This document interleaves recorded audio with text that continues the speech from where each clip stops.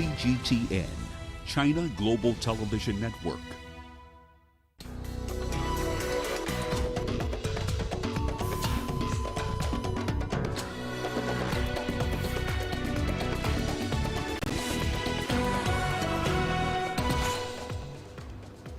Factory fire killed at least 52 in Bangladesh.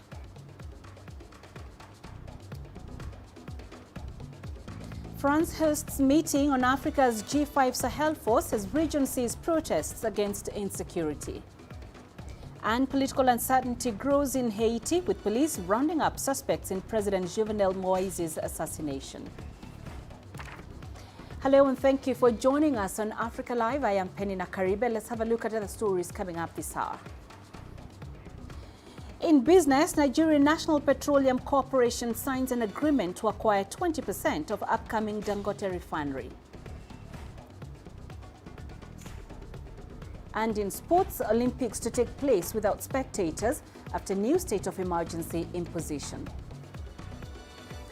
At least 52 people have died and 30 are injured after a fire tore through a food factory in Bangladesh. Police say several victims were trapped and forced to leap from upper floors at the facility near the outskirts of the capital, Dhaka. The fire continues to rage and hundreds of distraught relatives are waiting at the scene for news of survivors. The incident is the latest to tarnish the country's safety record. In 2019, 70 people died in an apartment fire due to illegally stored chemicals. In Haiti, police have arrested 17 suspects in connection with Wednesday's assassination of President Jovenel Moise. They also killed 3 suspects and are also looking for 8 more. Earlier, we talked to Wildlaw Merancourt, the chief editor of the Ayuba Post in Port-au-Prince. This assassination started the power struggle, which is coming as a crisis on top of several other crises we had in this country. Remember, 2 days before the president was assassinated, his prime minister resigned to give his position to a new prime minister. The prime minister who resigned is Claude Joseph.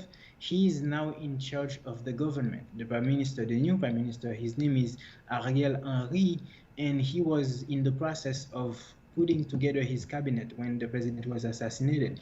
And he is now saying, you know, I am the real prime minister. I am the one who is supposed to run the country. And you have the international community right now who are sending messages that are somewhat infuriating to the political class, to a large swath of the political class right now.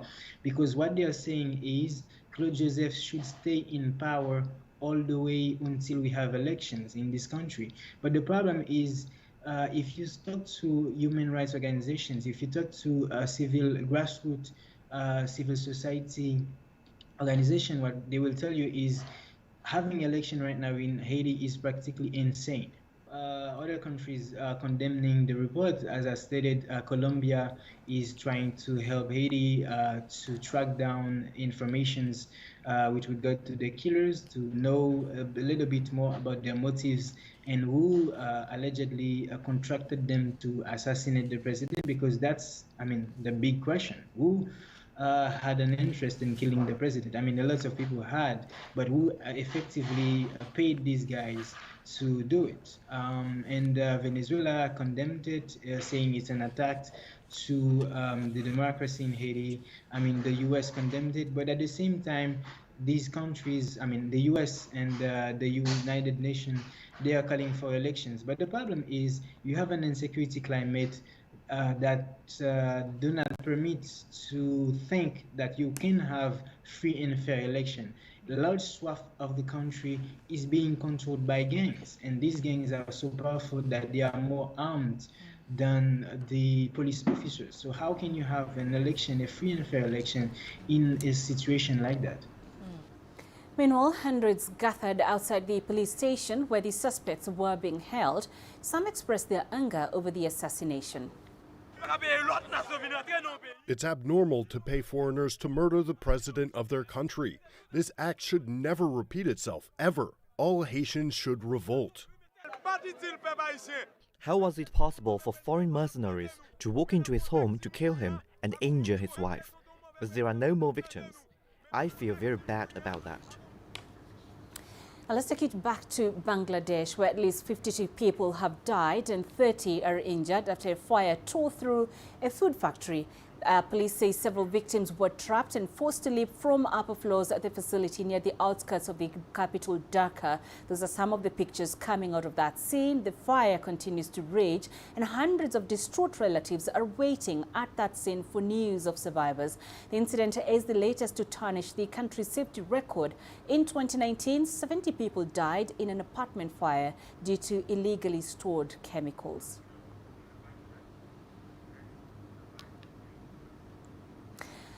The head of the United Nations Office for West Africa and the Sahel, Mohamed Saleh Al-Nadif, is now calling for a coordinated regional approach to the region's security situation.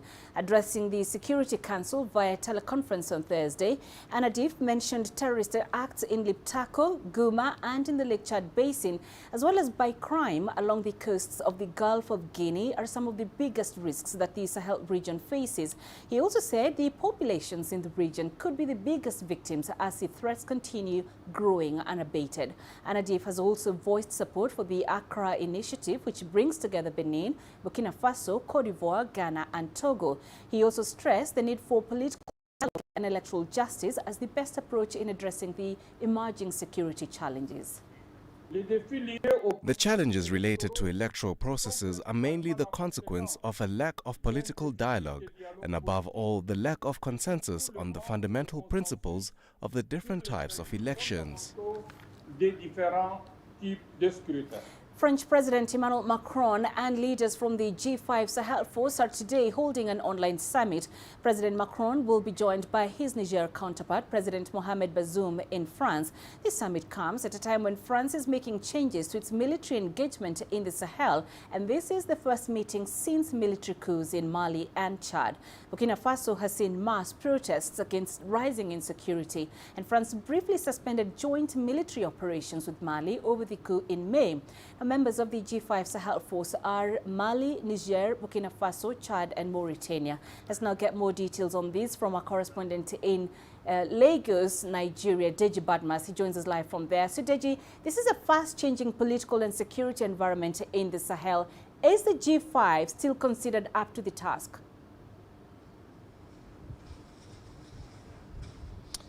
I do not think so, absolutely not, and that's the reason why for the past decade now you've had French presence in the Sahel. As a matter of fact, without the presence of the French troops now in the Sahel, things might probably have been different. There's a possibility that some of these countries in the G5 might have been overrun. I mean, take a country like Burkina Faso, for instance, Mali. Things have just been bad. And you look at the Sahel countries themselves, you look at the economic indices in those countries, quite stark. We're talking about a body now where most of the countries that make up that body are actually among the poorest in the world. So there's just no way the G5 as a body now would be able to deal with this. And then as a security force, the G5 Sahel force would definitely not be able to deal with the challenging security situation in the Sahel. And that is why everyone is worried that France has decided that it's going to cut down on its troops in the Sahel. Of course, there is another force that is coming, that's the Takuba force, but not everyone is confident that that broader alliance of European Union forces now would be able to deal with the security challenge in the Sahel. And unfortunately for these G5 countries, their militaries are just not up to the task. And you mentioned, Deji, Burkina Faso and Mali, and we've seen increasing popular frustration with governments in those countries over insecurity. So what is the situation like now, and how is France's involvement expected to help that situation? Well, as you're aware, Burkina Faso is currently facing, I mean, just last week we had a series of public protests, quite widespread public protests now against the government. People in both countries are actually dissatisfied. The protests we saw in Burkina Faso last week essentially the protesters asking the government to do more to secure the country, and of course triggered by the series of attacks we have seen. Remember the attack we saw there sometime in June, where about 160 persons were killed, one of the worst attacks that country has suffered. So people are actually frustrated, and that's quite understandable. In Mali, it's also a terrible situation.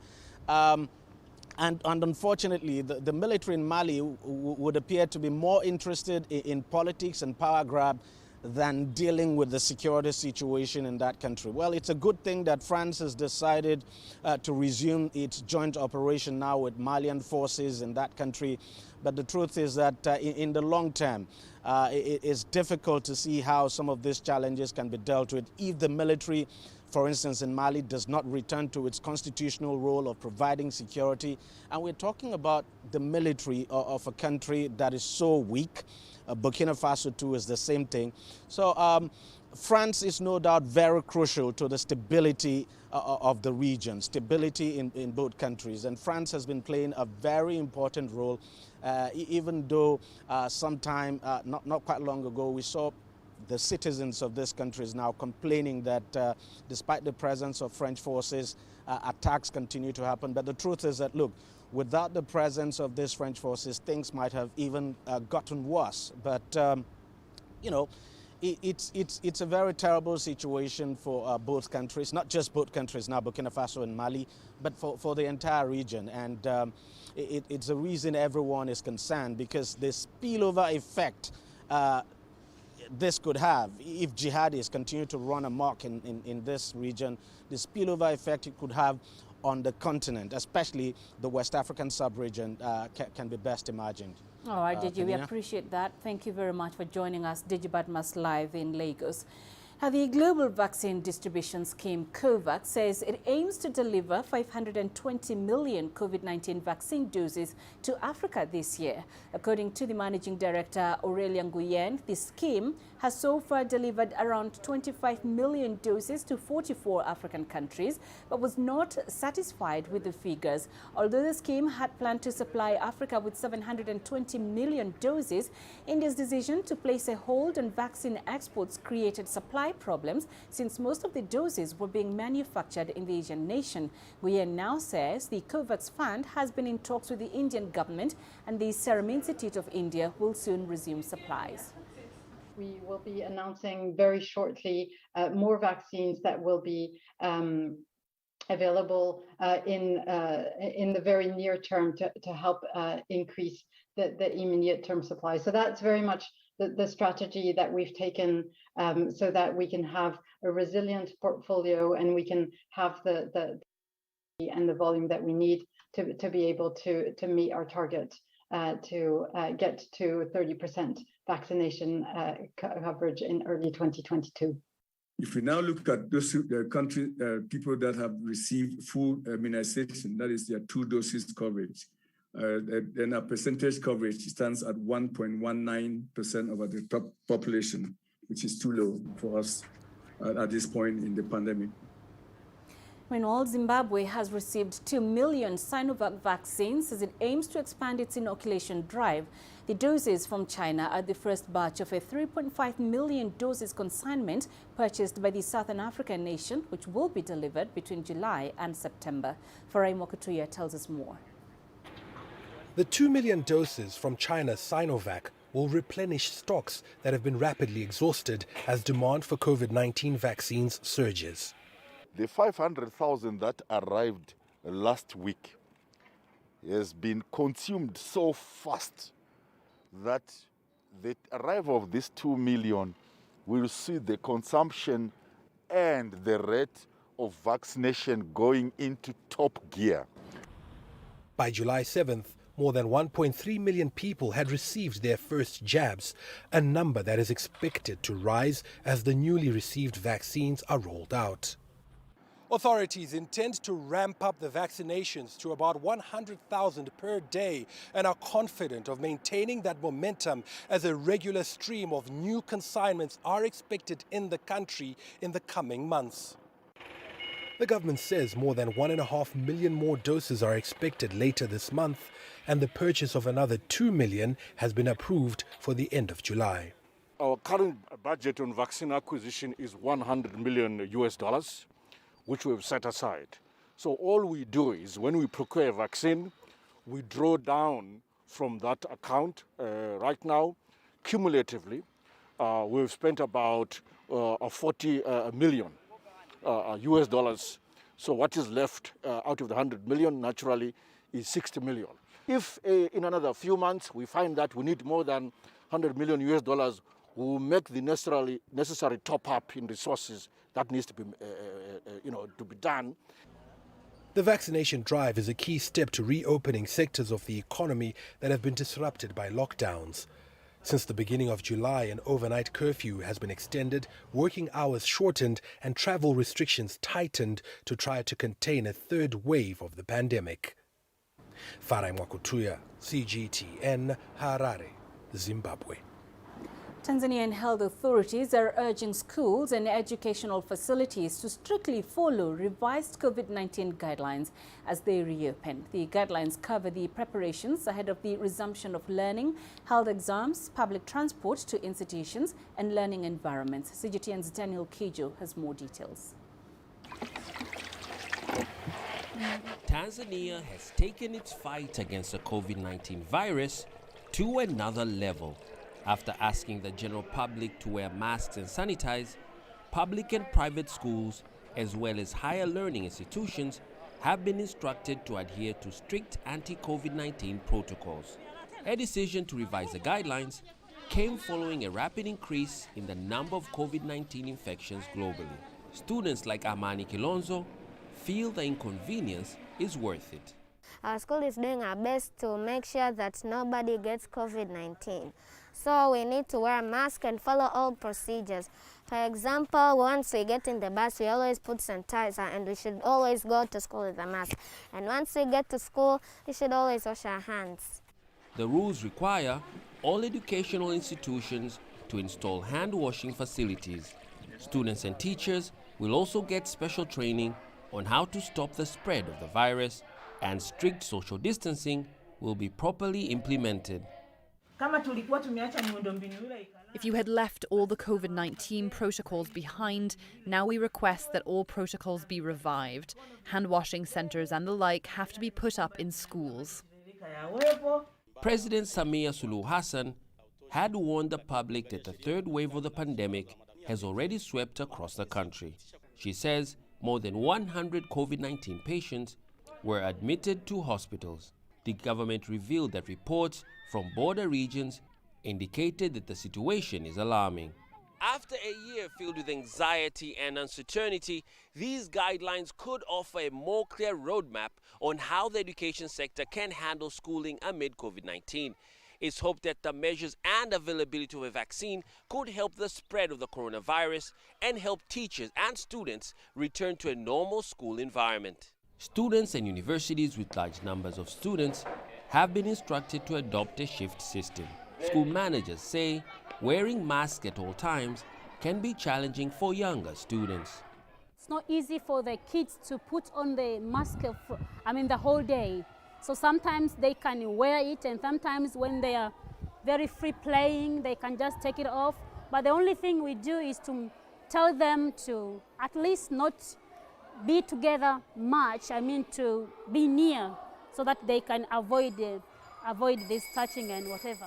Tanzania has joined the COVAX facility that helps low-income countries to get subsidized COVID-19 vaccines.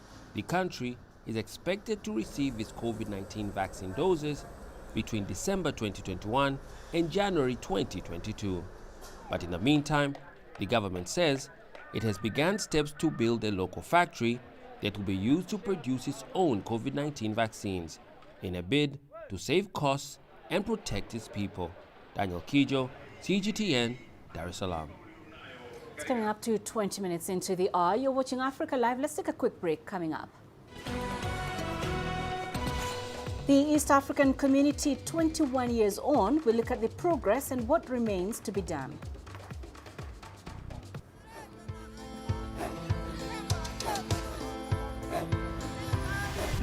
Africa is a continent of diversity, with varied climate and enchanting geography, and a people so distinct, but with a shared enduring spirit. We are at the heart of the continent to bring you the untold stories. Let's have a look. We celebrate Africa as it shapes its own destiny. Tunis, Cairo, Juba, Johannesburg, Ethiopia, Tanzania. Africa Live. Find your voice.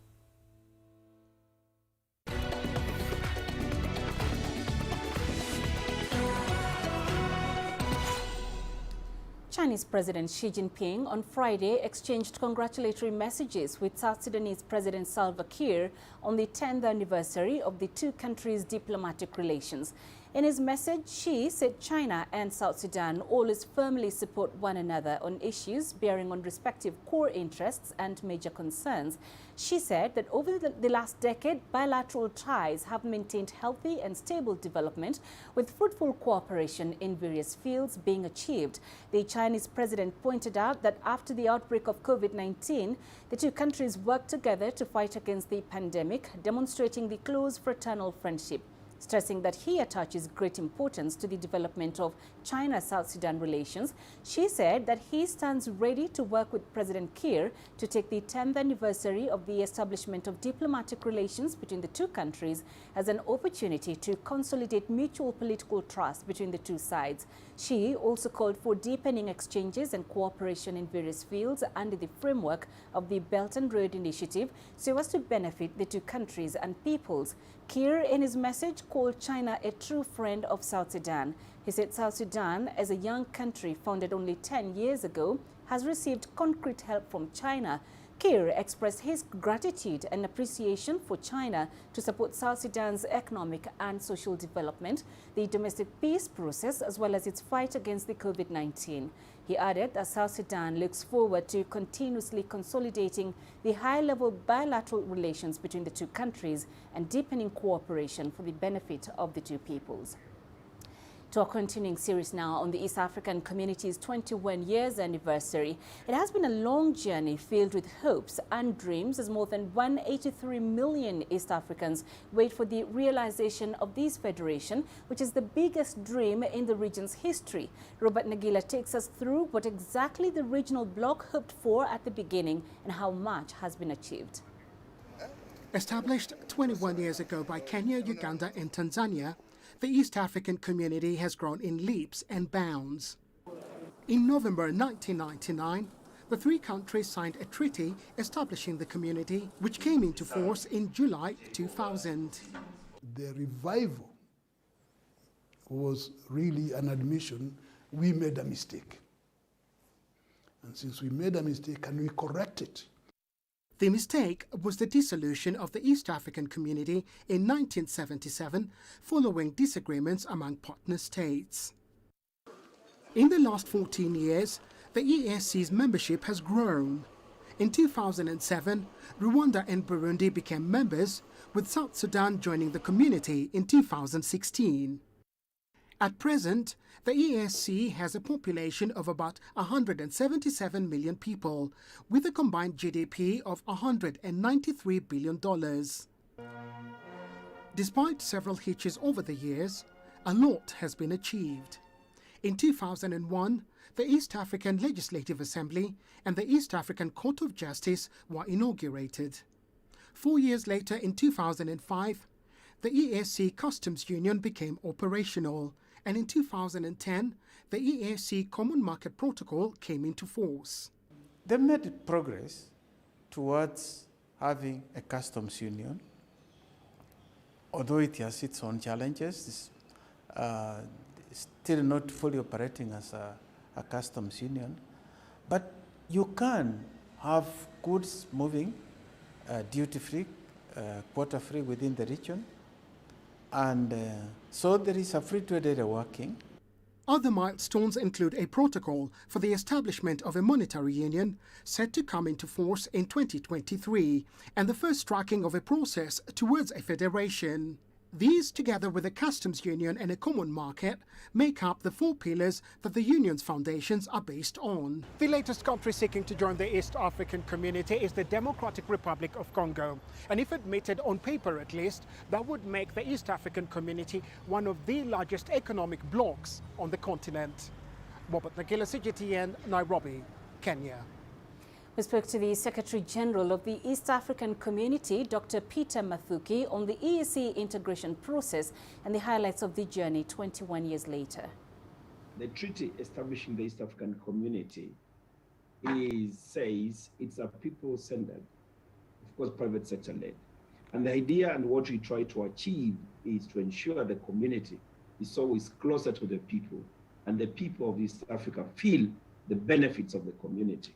And that is why when I started my assignment the last, couple of weeks, I had to start visiting the partner states and interacting with the heads of states who are members of the summit to pick their thinking and vision, and also align their vision and thinking with my thinking, so that in the next 5 years of my tenure, we ensure that this community indeed serves the people of East Africa as expected and is enshrined in the treaty establishing the East African Community. True, 21 years down the line, the community has been with us. We've been seeing some laws, apps of the community, but at the end of the day, it remains a community of the people. We must appreciate that obviously challenges have been there. We are at different levels of economic development. And that being the case, then it becomes a challenge to implement some policies uniformly. Secondly, it is still some countries not ready to implement some things at the same time. And that's why we are saying we still have some countries that are using national IDs to move, while others are in the process of preparing that process. And thirdly is the fact that, the use of passports, for example, in some partner states. And passport, is not a document that can be accessed by all the citizens, given that it's also expensive and the process of getting it. And therefore, these are the things we are still feeling that still remain a challenge. And that is why when we look at the treaty itself, it says people-centered, market-driven. Market-driven means the forces of demand and supply, and therefore it is about those who are able to compete. And for that to happen, I think becomes our responsibility as a secretariat to identify competitive advantage or comparative advantage for each of the partner states and see what is each of the partner states good at. And for example, if partner state A is good in this particular area, we all invest our energies to ensure that that particular partner state is good in this particular area, and we oscillate around it and make sure that they indeed make a comparative advantage. And so is country B, C, D to the last one. More than 400,000 people lose their lives to malaria every year across the world. Many of them are young children in Africa. The World Health Organization now says more needs to be done to fight the disease. In June, China was certified malaria-free by the Global Health Body. Experts now say Africa could borrow from China's success in eradicating the disease. CGTN's Robert Nagila with that story. After almost 70 years of trying to wipe out malaria, China was declared malaria-free last month by the World Health Organization. China has proved that it is possible to turn a country from malaria endemic to malaria-free, moving from 30 million malaria cases to 0 is extraordinary. If China can do it, Africa can certainly do it. According to the WHO, in 2019, 94% of all malaria deaths and cases globally were from Africa. Half of these cases came from 5 countries on the continent. 27% of malaria cases were reported in Nigeria, while 12% of cases were reported from the Democratic Republic of Congo. Uganda and Niger each recorded 5% of cases, while Mozambique reported 4% of global cases. UN Secretary-General Antonio Guterres says malaria can be defeated with sustained funding, surveillance systems and community engagement. In August 2016, a meeting in the Ethiopian capital Addis Ababa by 47 WHO member states from Africa adopted a new malaria framework aiming to achieve a malaria-free Africa by 2030. But progress has slowed down in the past 5 years. WHO says it is still possible to achieve a malaria-free Africa, borrowing from China's experiences and other interventions. After the certification as malaria-free, you have to invest in preventing a reinfection. So China continues to fund with domestic resources. African governments, Africa's corporate private sector, community resources must be harmonized and aligned to drive the agenda for a malaria-free Africa. These include shoring up health systems, funding from domestic sources, and political commitment. Robert Nagila, CGTN, Nairobi, Kenya. You're watching Africa Live. Coming up in business news. Nigerian National Petroleum Corporation signs an agreement to acquire 20% of the upcoming Dangote refinery. Africa is the nexus of enterprise, and global business will tell you why it matters. From the mega investment projects to multi-billion-dollar mergers and acquisitions. Africa today collects, just in terms of revenues from taxes alone, $545 billion a year. If you take 10% of that and you devote it to the energy sector, problem solved. All this on Global Business, weekdays at this time on CGTN.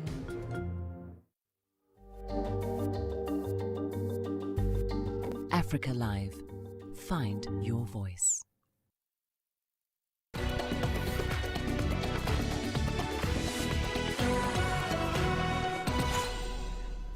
Let's now shift our focus to Africa's biggest oil producer. The state-owned Nigerian National Petroleum Corporation says it has signed an agreement to acquire a 20% stake in the $19.5 billion Dangote refinery, which is currently under construction in Lagos.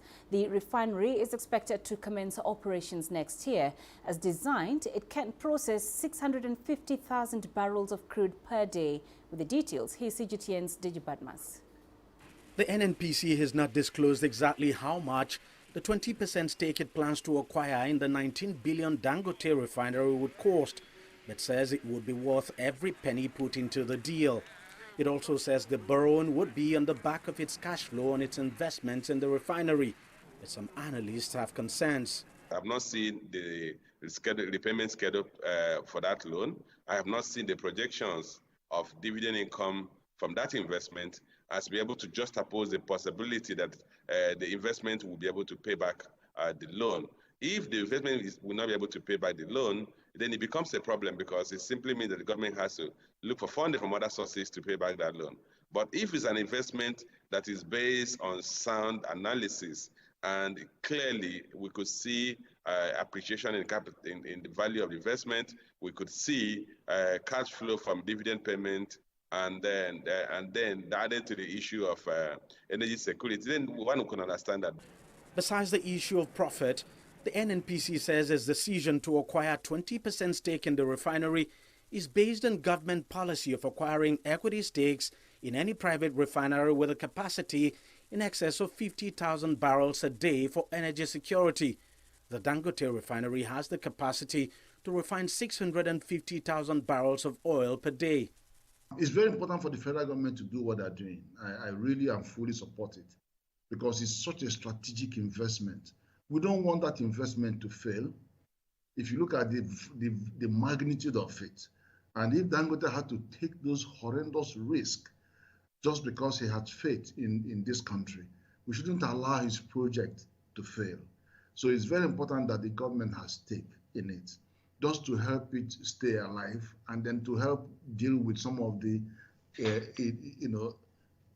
issues that may arise in the future.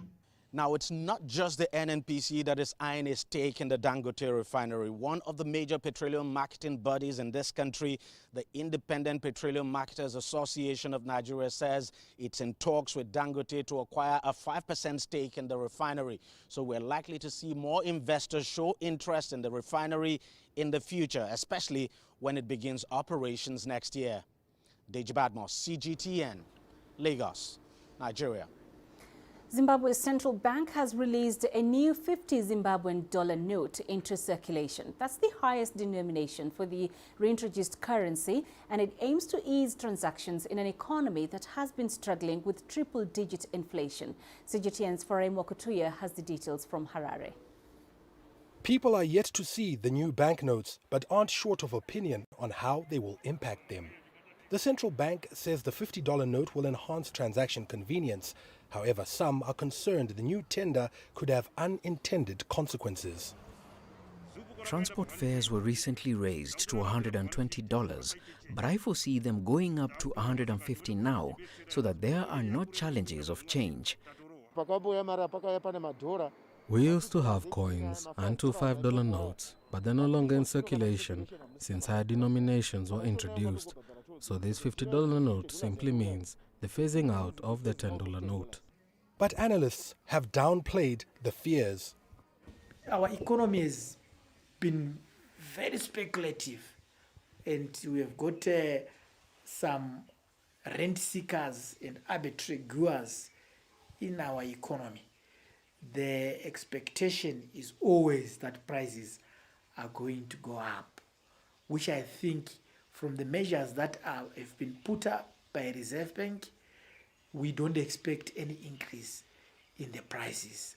And even the functionality of the auction system, I think, will also help defend any price increase because it becomes unreasonable. The central bank has punished companies that get money on the foreign currency auction at the official rate but price their goods using the parallel market rate. It's also adjusted its quarterly reserve money growth targets from 22.5% to 20% in order to maintain a downward trajectory on inflation. Even at the target of 22.5% reserve money growth, we are significantly lower in the first quarter of 2021. At a time we expected the reserve money growth was going to be higher. We have done significantly well to contain it in the regions of around 10%. Analysts expect the monetary expansion to be held below the new target in the next quarter, which will help bring inflation down to the year-end target of 25%. Farai Mwakutuya, CGTN, Harare, Zimbabwe. Now, an entrepreneur in the Somali capital, Mogadishu, is turning into a household name by providing restaurant services late into the night. For years, the city was deemed to be a no-go zone for residents, but businesses are now flourishing after years of civil unrest. CGTN's Tuli Shabalala brings us this entrepreneur story. Rakia Mohammed Ali is one of the business owners in the Horn of Africa who turned risks into profit following years of unrest in the country. Located along Mogadishu's Maka Al Mukarrama Street, her restaurant, Late Night, is now a preferred destination. Security is the baseline to every positive change you may see. Barely 10 years ago, there were different armed forces that manned checkpoints within the city. The rival armed groups at illegal checkpoints discouraged investments in business. It has been a challenge to operate businesses like this, which we see in Mogadishu during the night today. Rakia embarked on this business 2 years ago. She envisioned an opportunity to serve the growing number of people under the most challenging environmental conditions. We felt there's a need to open business that is open during the night. For example, most restaurants in Mogadishu were only open during the day or maybe until early hours of the night. We thought our youth need some place to pass time. We then established this modern business to cover the need. It is now possible for them to stay or come here any time of the night. When we compare between the day and the night, it is safer to go out during the night. You can walk to anywhere you want. The environment is conducive. Some restaurants only open in the afternoon and operate at night. People hang out in these restaurants at night. They stay there until midnight. Somalia's armed conflict has been characterized by extremism and sectarian political violence. Women are disproportionately at risk of death and are targets of sexual and gender-based violence. This, however, doesn't deter some of Rakia's regular customers. I feel so much at peace. A few years back, it was not possible to come out at night due to insecurity. You could be at the mercy of armed gangs. No one was comfortable to come out and take tea or speak with friends during the night. Now the situation is so different. You may come out, decide to sleep on the first half of the night, and go out to sit at your favorite places late at night. Analysts believe that the recent stability has encouraged ventures into new and modern businesses in the Somali capital. This, in turn, has been forecasted to provide more employment opportunities and improve incomes. For Rakia, she is hopeful that the city will gradually be restored to its former glory and the recent fragile peace will further be fulfilled in the coming years. Noktula Shabalala, CGTN. The use of the name of world-famous sparkling wine champagne on imported bottles has been banned by the Russian government. This is sparking a diplomatic dispute between the French and Russian governments. Rose Carlin has more from the Champagne region of France. The rolling vineyards of the idyllic countryside of eastern France. Not perhaps the kind of place you might expect to find at the centre of an international row, but a diplomatic debate has been sparked by sparkling wine.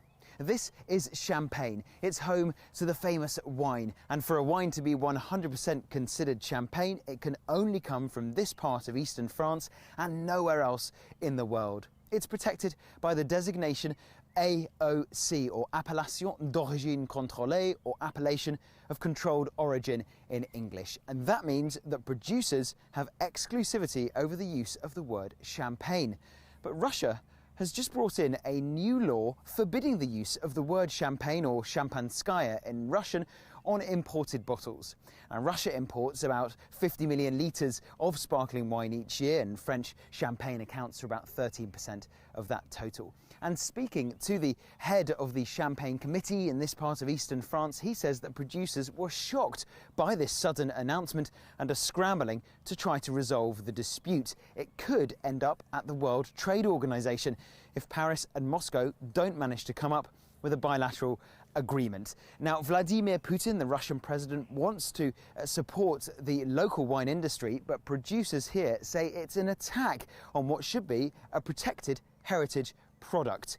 Now, the French Foreign Minister has also weighed in, criticising this move by Moscow. Local wine producers in this part of France are already in discussion with the Russian authorities, and we expect more French government ministers to come to this region on Friday for urgent talks.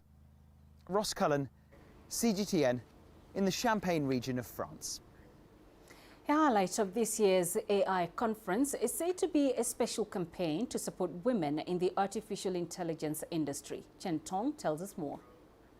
This is one of the stars at this year's World AI Conference in Shanghai, a self-driving minibus. Its lead developer says she's just one of the few women on the team, but she says much of the vehicle's design comes from the female perspective.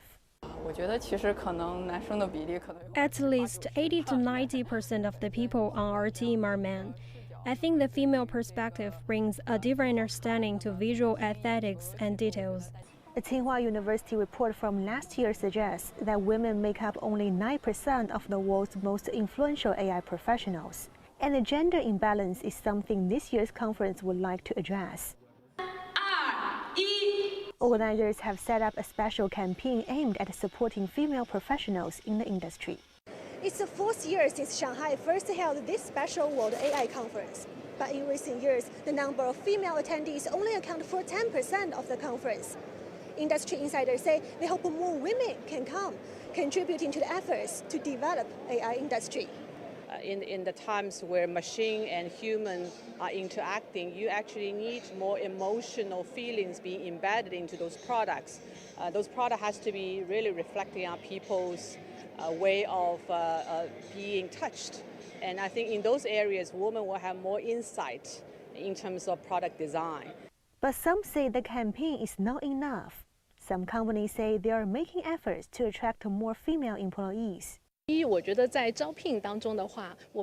recruitment, we aim to treat candidates fairly, regardless of gender, and focus on their abilities. We will also give them a space to showcase their talents.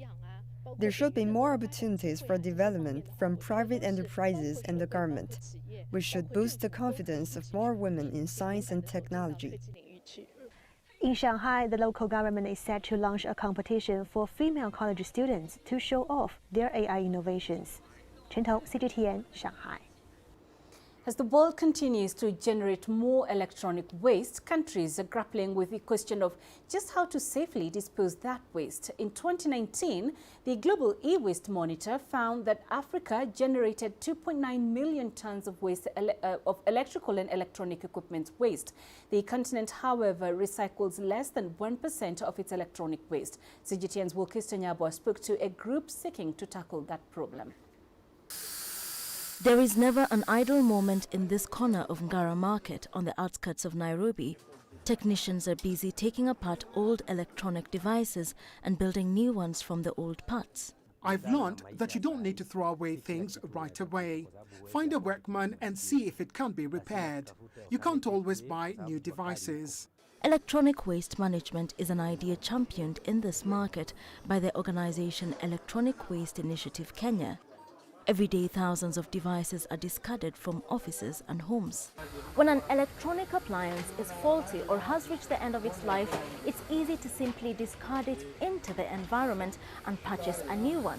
However, one of the ways in which electronic waste can be managed is by having it refurbished or dismantling it in order to prolong the life of another appliance. Those ones that can be refurbished, we proceed and refurbish them. Then we resell them. And those that cannot, that are beyond repair, we have partners who do recycling. Electronic waste, or e-waste, is one of the fastest growing waste streams in the world. According to the United Nations Global E-Waste Monitor 2020, Africa generated 2.9 million tons of electrical and electronic waste in 2019. It recycles less than 1% of that amount. The rest often ends up being mixed with ordinary waste in dump sites and landfills. Some elements found in e-waste can cause cancer. The illegal disposal of these in communities or in rivers that actually result to not only contaminating this water that people drink that will inflict problems in their bodies, but more importantly, the fact that it also litters and destroys the environment. Analysts believe part of the answer lies in regulating e-waste management through policy changes. Rwanda is one of only 13 countries in Africa that have passed national legislation on e-waste regulation. They have set up a plan that can process 10,000 metric tons of e-waste a year. And this is mining at minerals worth $66 million each and every year. As an incentive, EWIC pays collectors for electronic waste collected and brought to the center. Bit by bit, they are showing the rest of the country the way. We have adopted a circular economy model whereby when you pick these things, you can be able to innovate around, and also you can be able to recover precious metals like gold, palladium, silver. Managing e-waste, they believe, could be the key to not only safeguarding the planet, but to also help unlock future opportunities for many. Wilkes Anyabwa, CGTN. Coming up in sports. Olympics to take place without spectators after new state of emergency imposition.